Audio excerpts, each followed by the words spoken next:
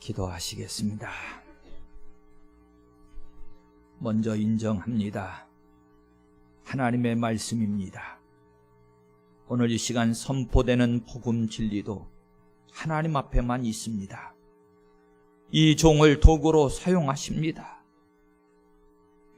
오직 성령의 도구로 복음의 나팔수로만 사용하시옵소서. 우리 군복계 모든 성도들이 반드시 삶의 자리에까지도 말씀 중심으로 살아갈 수 있도록 들려지게 하시옵소서. 새겨지게 하시옵소서. 결단되게 하여 주시옵소서.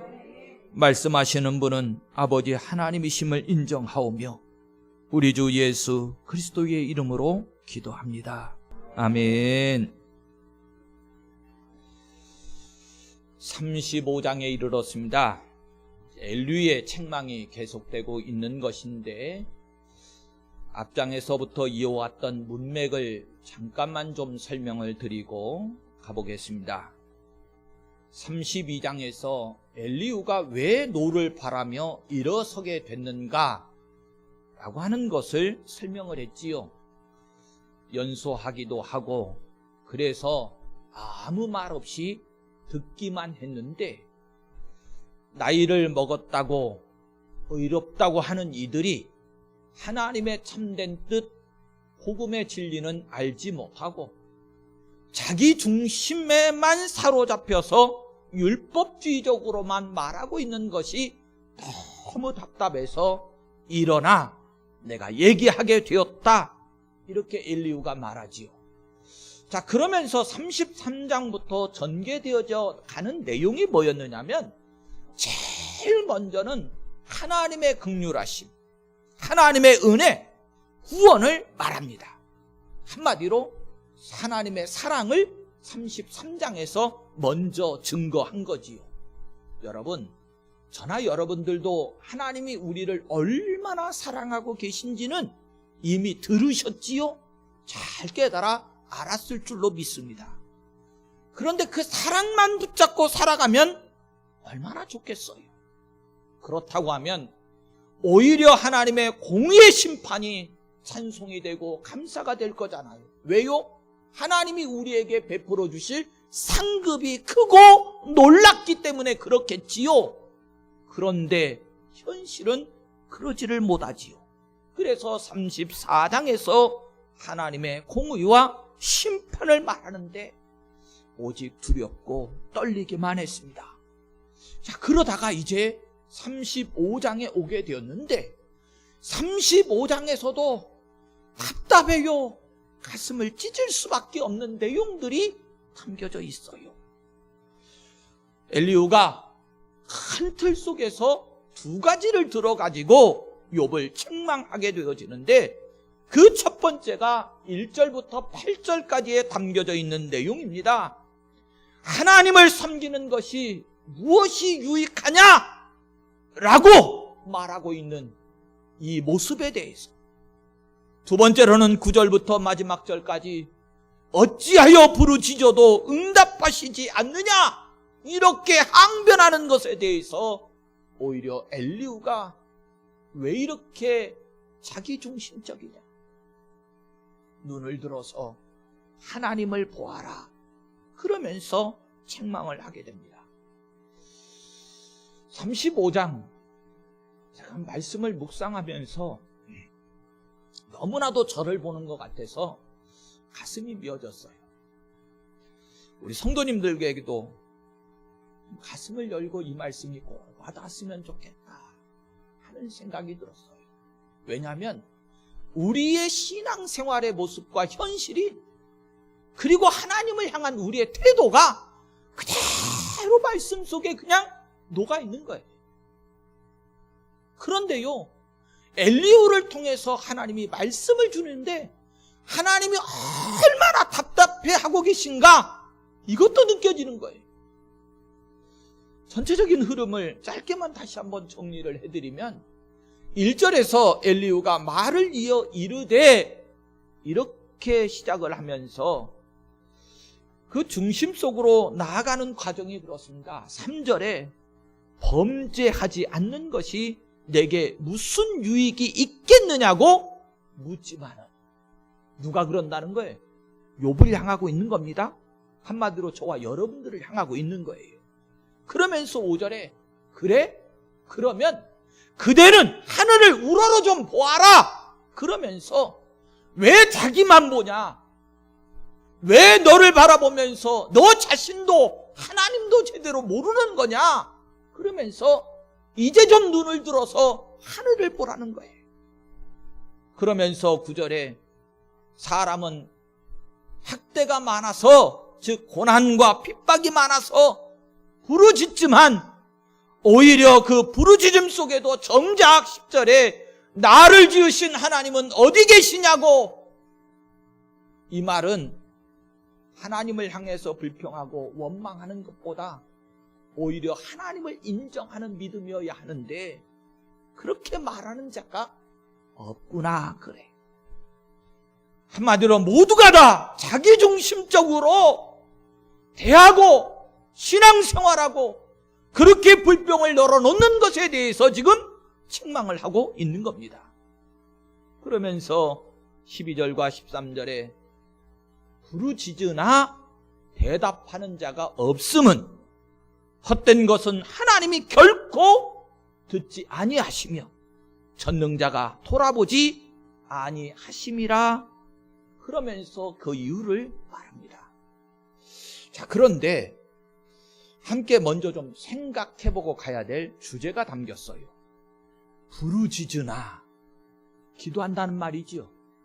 그런데 성도 여러분, 우리도 이 기도가 다른 느낌이 있는 기도들이 많이 드려지는데 특별히 부르짖는다라는 기도를 아십니까? 우리가 너무 아파서, 우리가 너무 힘들어서, 이 땅에서 죄인이기 때문에 당하는 고통과 고난이 있는 줄 알지만 삶의 문제가 너무 아프고 힘들어서 아무리 주변을 둘러보아도 나를 도울 리, 의지할 리가 없어서 우리의 인생 속에 답이 없어서 하나님 앞에 무릎 꿇고 드리는 기도가 부르짖는 기도잖아요. 이 정도로 부르짖었다라고 하는 표현 속에는 분명 간절함이 담겨져 있는데 그런데 대답하는 자가 없다 그래요. 여러분들은 이 말씀을 어떻게 생각하십니까? 왜 그럴까? 분명 이유가 있겠지요? 왜 이렇게까지 성도들이 간절히 부르짖음에도 불구하고 하나님이 대답하지 응답하지 아니하실까? 그 이유를 조금 오늘 생각해 보려고 그러는 거예요. 한마디로 먼저 결론을 내드리면 헛된 기도를 드렸기 때문에 그렇다는 거예요. 자, 그러면 좀 봅시다. 구체적으로 도대체 왜 기도가 헛된 기도가 되느냐 그런 말이에요. 여러분, 기도가 뭔 줄은 아시지요? 하나님과 우리 사이에 영적으로 교제하고 대화하는 창구가, 그 통로가 기도 아닙니까? 그런데요, 때로는 이 기도에 대해서 성경이 어떤 표현도 쓰냐면요, 하나님 앞에 드려지는 향기다, 이런 표현도 써요. 그런데 혹시 여러분들 기도 속에 하나님 앞에 하나님이 흠양하시면서 맡으시면서 그렇게 좋아하시고 행복해 하실 만한 기도의 향기를 드려보신 적이 있습니까? 부르짖는 기도는 많은데 하나님 앞에 뭔가를 해달라고 하는 요구가 담기는 기도는 많은데 하나님의 마음을 흡족하게 해드릴 만한 그런 기도를 드려봤느냐 그런 말이에요. 긴 시간을 할애할 수 없어서 정말로 하나님께서 기뻐 받으실 만한 향기로운 기도는 뭘까? 사실은 나를 위한 기도가 아니고요, 하나님의 뜻을 이루어드리기 위한 중보 기도가 향기입니다. 그런데 우리의 기도의 분량 속에 하나님의 뜻을 이루어드리기 위한 기도가 얼마나 있었을까? 종은 특별히 교회와 여러분들을 위해서 중보의 기도를 하는 사람이잖아요. 그런데도 부끄럽거든요. 그런데도 부끄러워.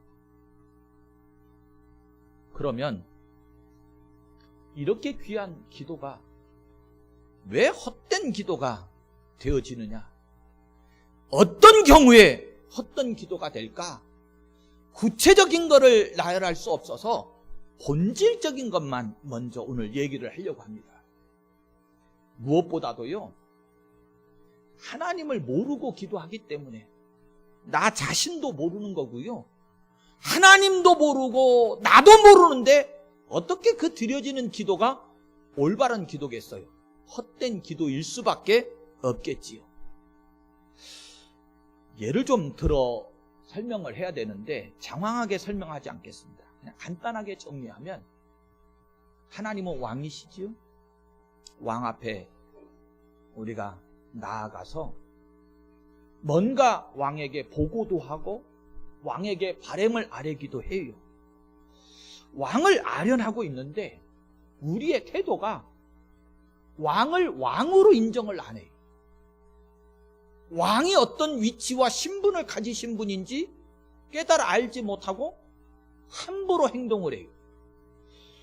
그러면 왕이 어떤 분인가를 제대로 알지 못하고 그 행동과 몸가짐과 자세가 흐트러지면 왕이 우리의 얘기를, 우리의 요구를 들어주실까요? 저런 버르장머리 없는 놈, 그리고서 당장 쫓아내겠지요. 여러분, 지금 욥과 친구들이 막 쏟아내는 그 말 속에서 본질이 뭐냐면 하나님이 없다는 거예요. 그들은 마치 하나님을 말하는 것 같아도 정작 하나님을 제대로 알지 못하고 자기들의 생각 속에서 자기 중심으로 하나님을 판단하고 말한다는 거예요. 그래서 율법주의라고 그랬죠. 아니, 하나님의 마음도 모르고 하나님의 뜻도 제대로 몰라가면서 기도를 하든지 말을 하면 하나님이 그 말과 기도를 들어주시겠어요? 헛될 수밖에 없는 거죠. 그러니까 오늘 5절에서도 보세요. 그대는 하늘을 우러러 10절에 나를 지으신 하나님이라고 말하면서 먼저 하나님 좀 제대로 알아라, 이렇게 말하는 거예요. 저나 여러분들이 이 시간 이 자리에 찾아올 때 하나님께 예배하기 위해서 찾아온대요. 어떤 하나님인지도 모르고 예배할 수 없잖아. 우리 우상의 종교 아니에요. 하나님께서 하나님을 제대로 알라고 친히 이 귀하고 거룩한 진리의 말씀, 하나님의 말씀을 주셨는데, 여러분들 성경이 어렵다는 핑계들을 참 많이 대세요. 그런데요, 솔직히 얘기하면 안 어렵습니다. 성경이 수면제라고 하는 분들이 참 많으세요. 절대로 안 그렇습니다. 어떤 경우에요? 우리 하나님을 제대로 알고 만나면 안 그래요. 하나님의 말씀이 왜 제대로 알았던 사람들이 꿀송이처럼 단 말씀이라고 말했겠어요? 그분들이 꿀송이처럼 달다고 하나님의 말씀을 말하는데 어려운 거였겠어요? 아니, 수면제였겠어요? 절대로 안 그렇지요. 우리는 이 진리 속에 들어가 보지도 않고 하나님의 말씀이 어렵다고 밀어놔요. 그래서 한 주간 동안 성경에 먼지만 푹푹 쌓여요. 그리고 나서 이 시간 와서 예배는 하나님께 드린대. 그런데 어떻게 그 예배가 하나님이 받으실 만한 예배가 되겠어요? 헛된 예배? 헛된 기도일 수밖에 없지요. 두 번째로 또 생각해 볼 것은, 이미 하나님께서 베풀어 주신 은혜가 넘치거든요. 저나 여러분들이 자격이 있었습니까? 하나님 앞에 이런 은혜를 받을 만한 조건이 있었느냐, 그런 말이에요. 죄인이지요. 하나님을 대적했지요. 교만했지요. 하나님 앞에 버림받고 쫓겨난 존재지요. 온갖 죄악의 구렁텅이 속에서 지금도 방황하고 있지요. 그런데 하나님은 우리의 그런 모습을 보시지 아니하시고 다만 독생자 예수 그리스도, 그분의 십자가를 인정하셔서 우리로는 측량할 수 없는 한량없는 은혜를 베풀어 주셨음에도 불구하고 이건 다 잊어버리고 이건 조금 더 생각하지 않고 우리는 나와서 헛된 기도만 드려요. 즉 하나님의 베풀어 주신 은혜에 감사가 담긴 내용은 없고 오직 나의 요구만 들어달라고 나의 요구만 늘어놓는 거지요. 여러분, 그러면 기도하기 전에 좀 한번 생각 좀 해봐요.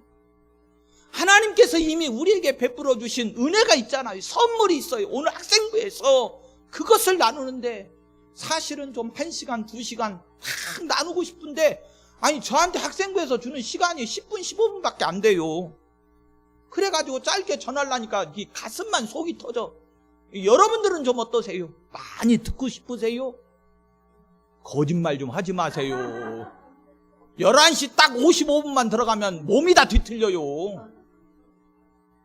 짧게 정리하면 하나님께서 이미 우리에게는 우리로 감당할 수 없는 선물을 주셨는데 성경이 뭐라고 그러느냐면 요한복음 3장 16절에 하나님이 세상을 이처럼 사랑하사 독생자를 주셨으니 그럽니다. 아니 이런 놀라운 독생자 예수를 선물로 받았는데 여러분들은 만족함이 없으십니까? 도대체 예수님께서 우리를 통하여 이루어 주신 것이 무엇인데 우리의 죄를 대속하시기 위해서 친히 십자가까지 지셨는데 하나님과 우리 사이에 있었던 막힌 담, 그 죄악의 담을 헐어주시고 화목하게 하셔서 오늘 이 자리에 부름받은 우리가 하나님께 나아와 다시요 이 죄인이 하나님께 나아와 예배하는데 그래 모르잖아요. 그냥 주십시오, 주십시오만 하고 있잖아.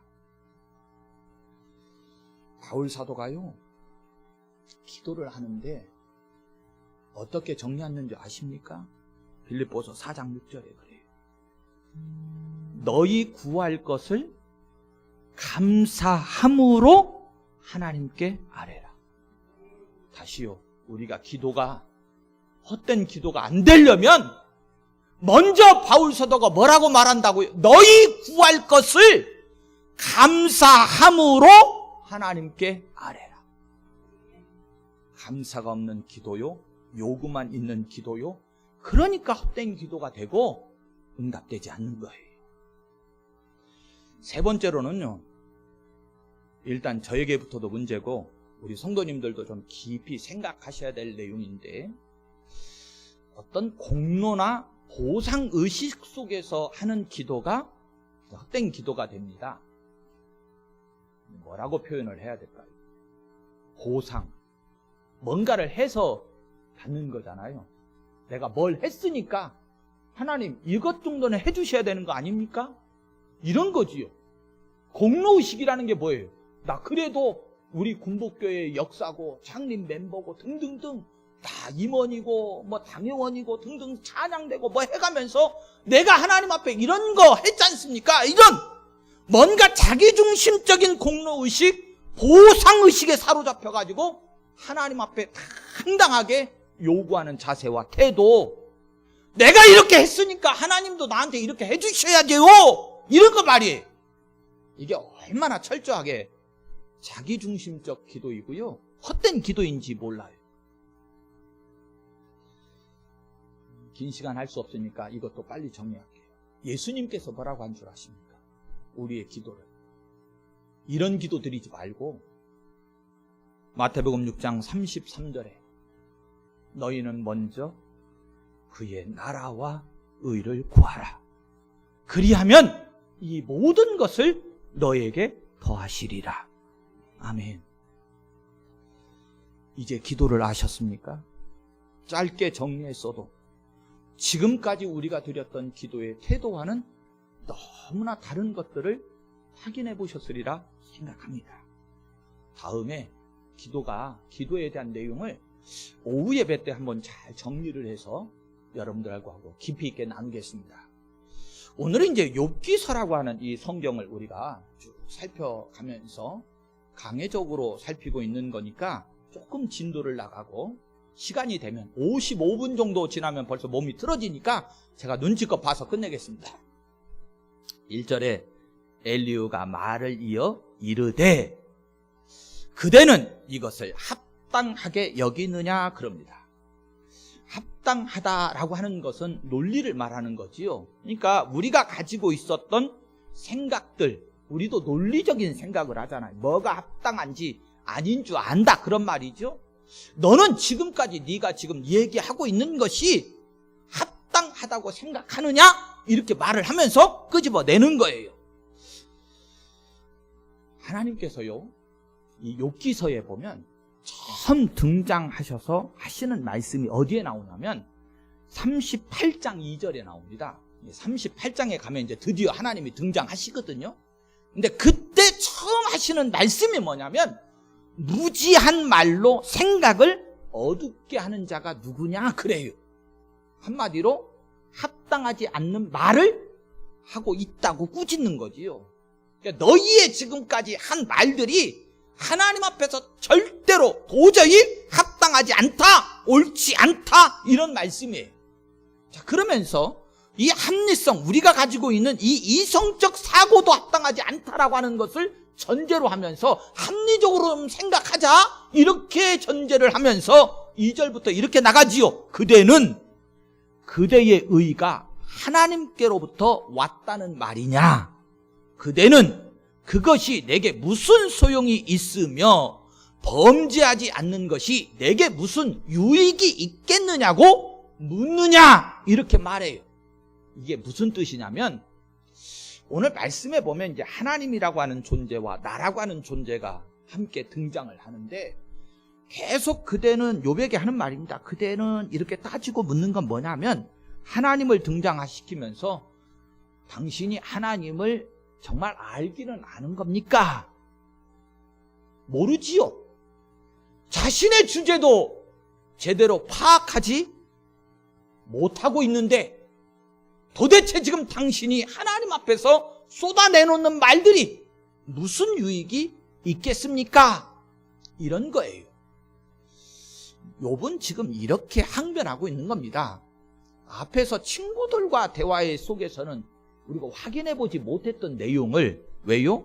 친구들과 대화 속에 친구들이 하는 말들을 항변하고 있는 내용들을 앞전 성경에서는 욥이 그런 중심으로 얘기하는 것만 추려서 말을 쭉 놓다 보니까 우리가 보지도 못했고 듣지도 못했어요. 그런데 엘리후는 친구들의 말에 집중한 것이 아니고 오늘 말씀을 보면 욥이 한 말만 쭉 집중을 하다 보니까 지금 욥이 하고 있는 말이 정리가 된 겁니다. 한마디로 정리한 게 뭐냐면 지금 이 말씀이 뭐냐면 신앙생활 잘해야 소용없다, 이 소리예요. 욥이 지금 내가 얼마나 의롭게 살려고 몸부림칠 아느냐?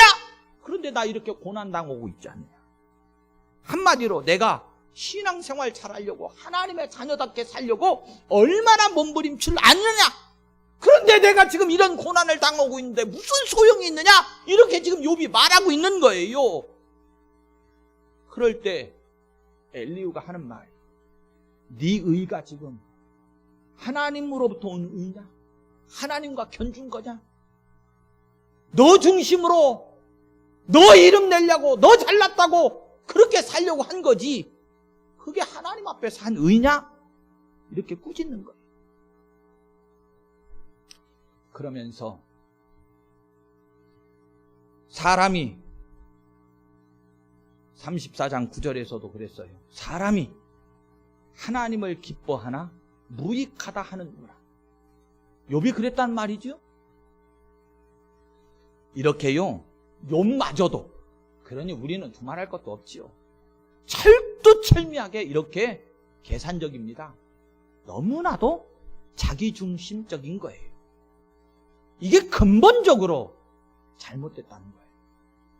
하나님의 우리에게 베풀어 주신 은혜를 마치 자기가 뭘 한 것 양 자랑하면서 자기의와 자기 교만에 빠져 오히려 하나님의 영광을 가리고 있는 이런 욥의 태도와 행동, 너무나도 우리에게 있잖아요.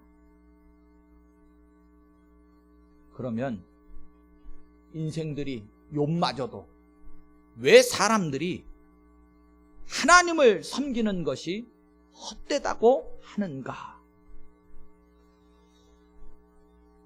설명의 결론은 이렇습니다. 우리가 이렇게 했으니까 하나님도 우리에게 이렇게 해 주셔야 한다라고 하는 보상의식 때문에 그래요. 거기에 반하니까 지금 항변하는 거거든요. 욥이. 내가 이렇게 살았으니까 하나님 이렇게 해 주셔야 되잖아요. 근데 그게 아니네요? 그러면서 하나님을 원망하는 거잖아요. 모든 책임을 지금 하나님께 돌렸지요? 저나 여러분들은 안 그러십니까? 조금 뭔가 보상을 해준 것 같은 삶의 자리에 복이 있으면 내가 한 것처럼 교만하고, 뭔가 보상이 뒤따르지 않고 오히려 하나님을 잘 섬겼다고 생각했는데 환난과 고난이 닥치면 하나님께 모든 책임 다 돌리고 신앙생활 잘해도 소용없네! 그러면서 불평하고. 이게 우리 모습 아닙니까? 이게 다 우리의 사고 속에 무엇이 자리 잡고 있어서 그러느냐? 사람 중심, 인과응보, 보상심리, 이게 지배하고 다스리고 있어서 그래요. 제가 말씀을 묵상하면서 성경 속에서는 정리가 좀 안 되는데 제 스스로의 의문, 하나님께서도 이러시지 않을까 싶은 생각이 좀 들어서 정리를 해보면 그렇습니다. 우리가 똑같은 말을 지금 하고 있으니까 하나님도 저에게 똑같이 말씀하시는 것 같았어요. 야 이놈아, 내가 너에게 줄 수 있는 것 전부, 독생자까지도 너한테 줬거든. 그럼 너 나한테 뭐 했냐? 하나님이 그러시는 거야. 그렇게까지 나는 전부를 줬는데 너는 나한테 전부 줬냐? 이러시는 것 같아요. 여러분들한테는 어떻게 들리세요? 너무나도 이 말씀이 크고 생생한 거예요. 성도 여러분, 이제 저나 여러분들이 욥기서도요, 중반을 넘어서 이제 끝부분에 오고 있는 거예요. 이쯤 됐으면 우리도 우리 자신의 신앙생활의 모습이 좀 정리가 되셔야 되잖아요. 이쯤 됐으면. 여러분, 지금 이제부터 엘리후가 정리해 나가면서 말씀하시는 그 방향과 길이 뭐냐면, 이제는 사람 중심으로 하지 말고 자기 중심 말고 하나님 중심으로 생각해라. 하나님 중심이 답이다. 할렐루야. 그렇게 말하는 거예요. 우리 군복교회 성도들이 욥기서가 이제 중반으로 후반으로 들어왔는데 하나님 중심으로 생각할 수 있는 믿음의 태도를 가질 수 있기를 예수님의 이름으로 축원합니다.